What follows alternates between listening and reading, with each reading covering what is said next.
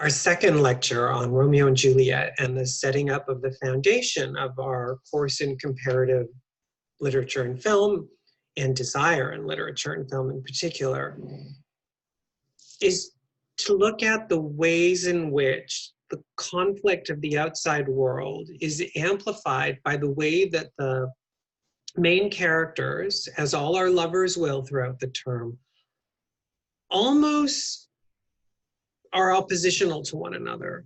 Within Shakespearean terms, we understand this as foil characters, right? A reflective side and a shiny side and a dull side. Each character reflects a different reality to the other character. What's important for us to understand in Romeo and Juliet is that part of what makes Shakespeare rather effective is that he sets up the ways in which Romeo and Juliet will reflect off of one another through other characters first. As I mentioned at the end of the recorded lecture last time, my reading of Romeo is that he's rather introverted, he's generally passive, and he's in many ways a true tragic hero. He's lovable, he's beautiful, he's romantic, he's poetic, but he has a tragic flaw, and this is his inability to respond. And as we go through the play, we'll see what shifts this. Juliet, however, shows us from the get-go that she is rather assertive. She's definitely an extrovert. And in many ways, she's a proto-feminist, right? She really stands up for a representation of a young woman that seems almost surreal for said period of time, unless, of course, we think of Joan of Arc and we realize that there's always been women who will not be kept down by the sort of patriarchal limitations of the world itself, regardless of history.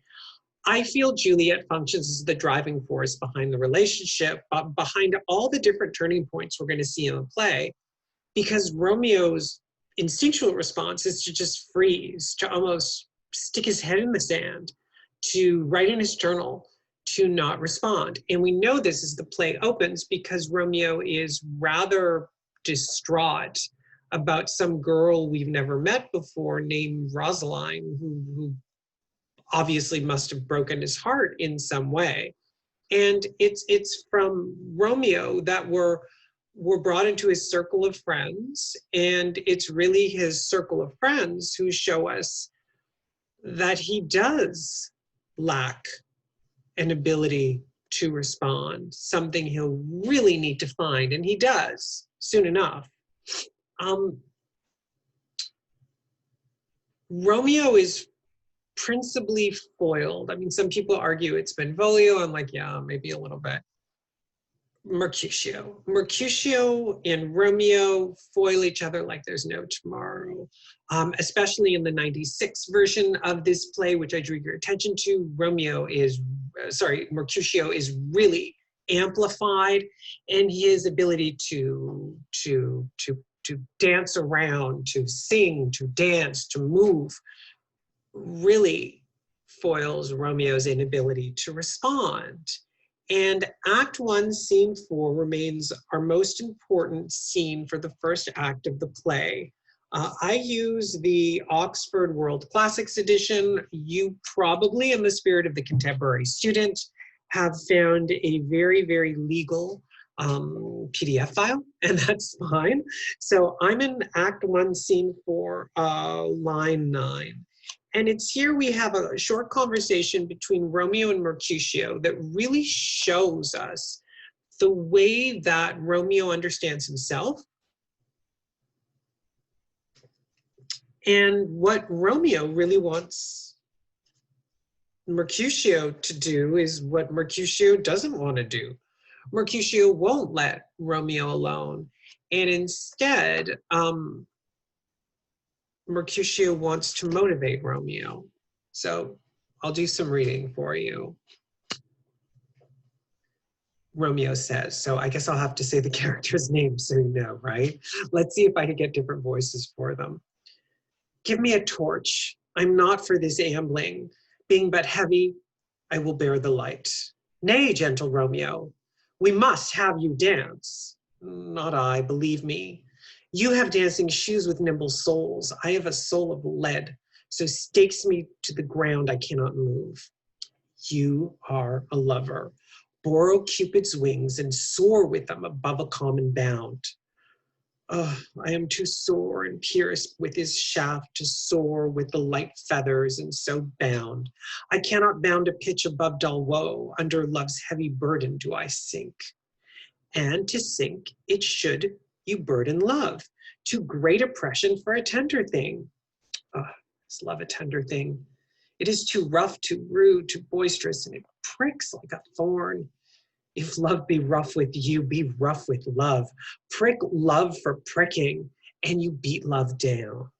And these are the words of Mercutio to his bestie. He wants Romeo to love. He wants him to come out of his sadness for Rosaline, and he wants him to go to this masquerade. So there's a masquerade coming up. We all love masquerade parties, right? Masquerade parties allow us to be who we really can't be.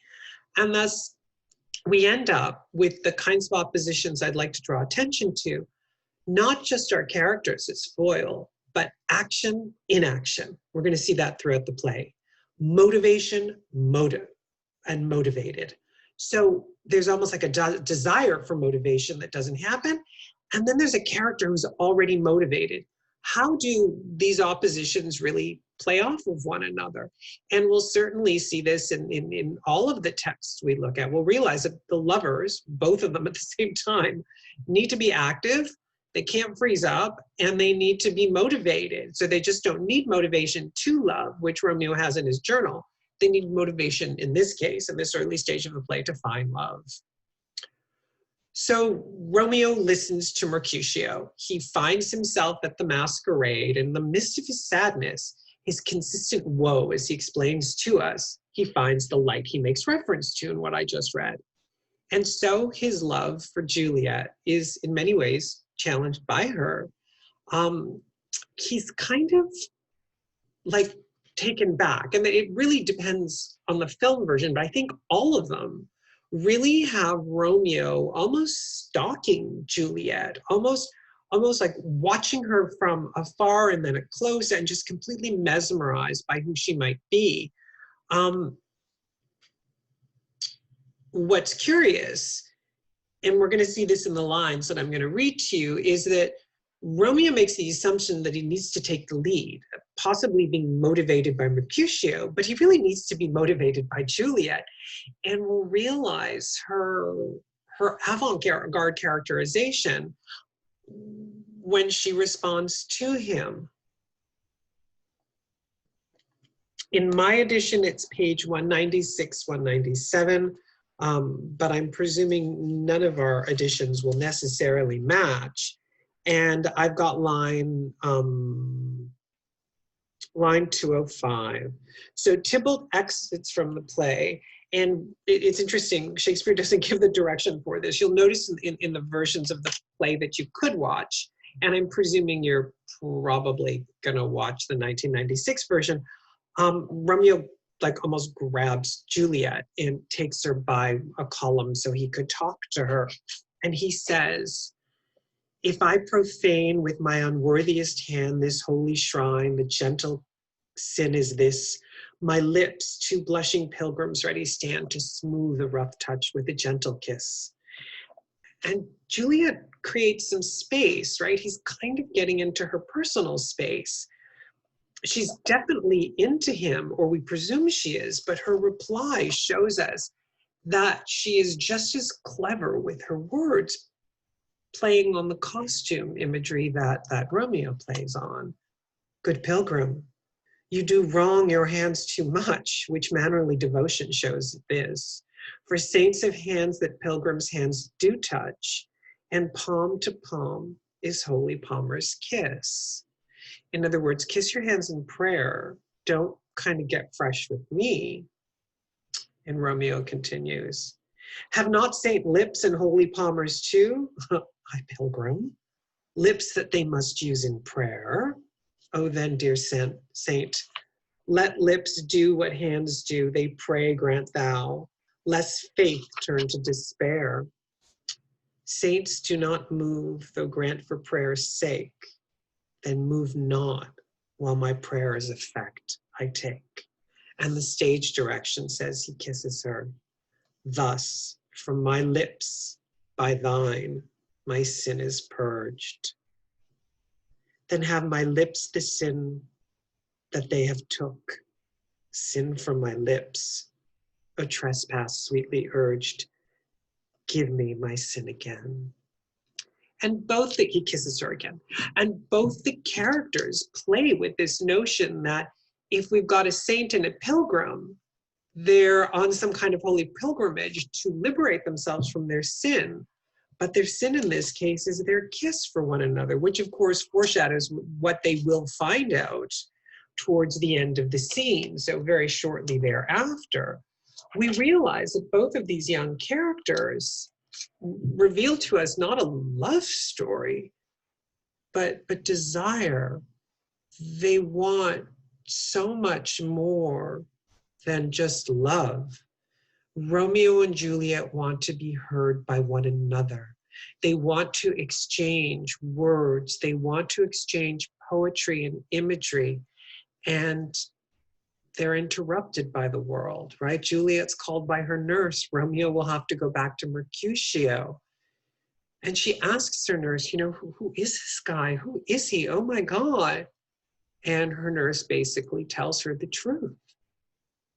And Juliet exclaims at the end of the scene, my only love sprung from my only hate.